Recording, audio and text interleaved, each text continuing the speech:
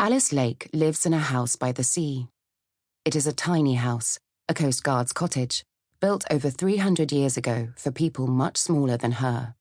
The ceilings slope and bulge, and her 14-year-old son needs to bow his head to get through the front door. They were all so little when she moved them here from London 6 years ago. Jasmine was 10, Kai was 8, and Romaine the baby was just 4 months old. She hadn't imagined that one day she'd have a gangling child of almost 6 feet. She hadn't imagined that they'd ever outgrow this place. Alice sits in her tiny room at the top of her tiny house. From here she runs her business. She makes art from old maps, which she sells on the internet for silly money. Silly money for a piece of art made from old maps, perhaps, but not silly money for a single mother of 3. She sells a couple a week. It's enough, just about.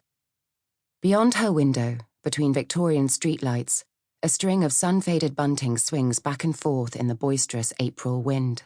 To the left, there is a slipway where small fishing boats form a colourful spine down to a concrete jetty, and where the great, dreadful froth of the North Sea hits the rocky shoreline.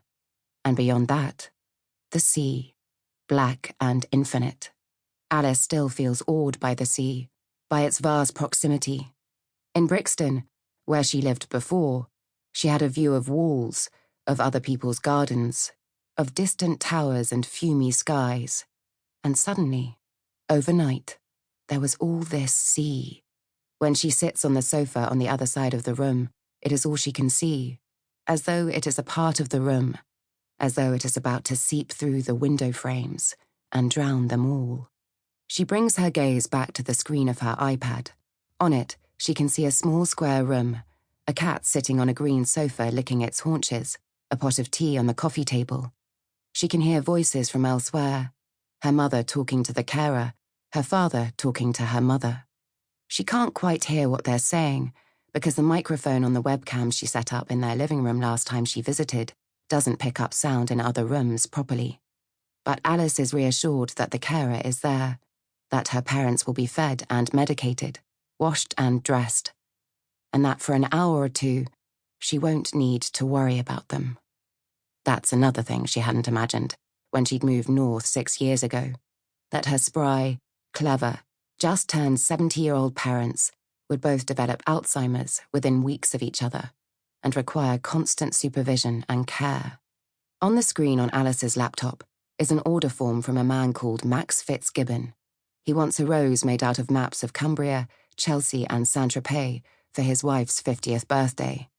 Alice can picture the man, well-preserved, silver-haired, in a heather-coloured Jewell's zip-neck jumper, still hopelessly in love with his wife after 25 years of marriage.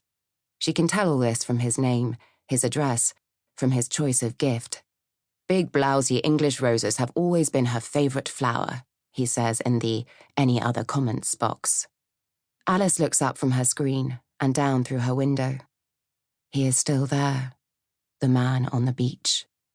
He's been there all day, since she opened her curtains at 7 o'clock this morning, sitting on the damp sand, his arms around his knees, staring and staring out to sea.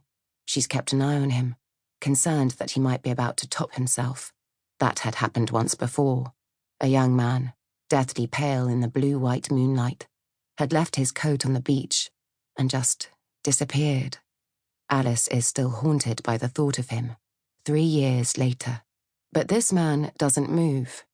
He just sits and stares. The air today is cold and blowing in hard, bringing with it a veil of icy droplets from the surface of the sea. But the man is wearing only a shirt and jeans. No jacket, no bag, no hat or scarf. There's something worrying about him. Not quite scruffy enough to be a drifter, not quite strange enough to be a mental health patient from the daycare centre in town. He looks too fit to be a junkie, and he hasn't touched a drop of alcohol. He just looks... Alice searches her mind for the right word, and then it comes to her. He looks lost.